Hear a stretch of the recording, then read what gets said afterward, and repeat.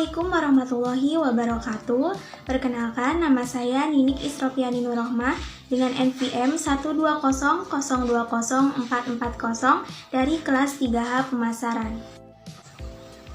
Di sini saya akan menyampaikan tentang kesimpulan dari konsep market dan juga konsep marketing. Konsep market ada dua pengertian. Yang pertama itu menurut ahli ekonomi. Market itu adalah place, yaitu suatu tempat yang memfasilitasi adanya pertukaran transaksi, terutama transaksi perdagangan. Dapat diartikan juga sebagai tempat bertemunya penjual dan pembeli. Sedangkan menurut ahli marketing, market itu adalah people, yaitu sekumpulan calon pembeli potensial atau sekumpulan pembeli aktual. Selanjutnya, pasar sebagai tempat terbagi menjadi dua, yaitu pasar tradisional, fisik, yaitu pasar yang ada wujudnya, misalnya itu ada tokonya secara langsung, dan pasar secara virtual atau digital. Selanjutnya, market dibagi menjadi tiga, yaitu yang pertama marketplace, yaitu pasar yang secara langsung atau secara fisik, ada toko, ada shopnya secara langsung. Yang kedua, ada market space, yaitu tempat jual beli barang melalui online atau offline atau biasa disebut online shop. Yang ketiga, ada meta market, adalah pasar yang menyediakan seluruh produk real ataupun pelengkap yang kita inginkan melalui internet. Selanjutnya, ada struktur alur dalam pertukaran ekonomi modern. Perusahaan manufaktur melakukan pembelian sumber daya yang diperlukan di pasar sumber daya, di mana pasar sumber daya ini ada pasar bahan baku, pasar tenaga kerja, pasar uang, dan lain sebagainya. Kemudian, merubah sumber daya tersebut menjadi barang dan jasa. Produk akhir kemudian dijual kepada pasar perantara yang selanjutnya oleh pasar perantara dijual ke konsumen. Konsumen menjual tenaganya dan menerima uang dalam bentuk upah yang selanjutnya digunakan untuk membeli barang dan jasa.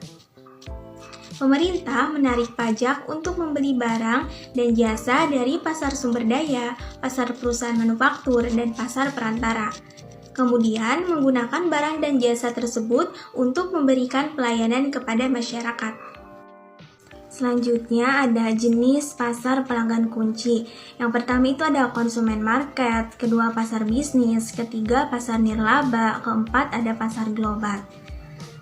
Dan kemudian ada model bisnis, itu ada B2B, business to business, business to consumer, business to government, dan business to global.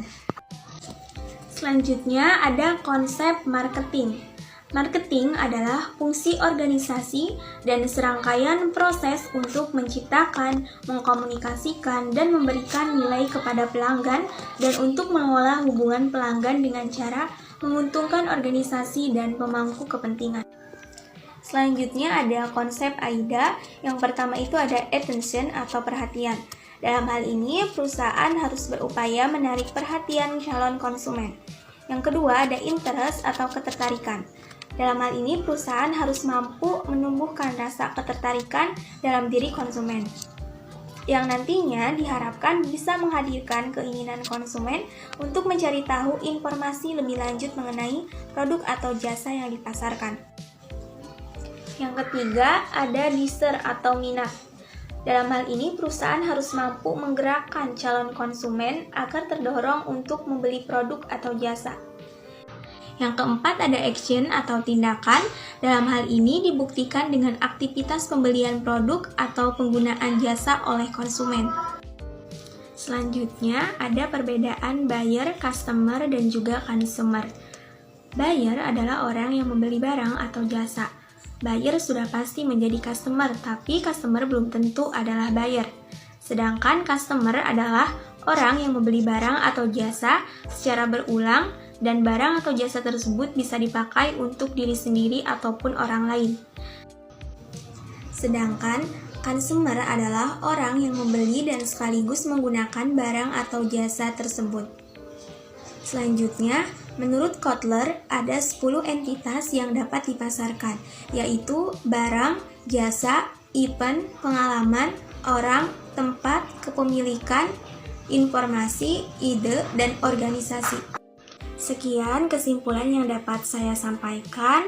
Terima kasih atas perhatiannya. Wassalamualaikum warahmatullahi wabarakatuh.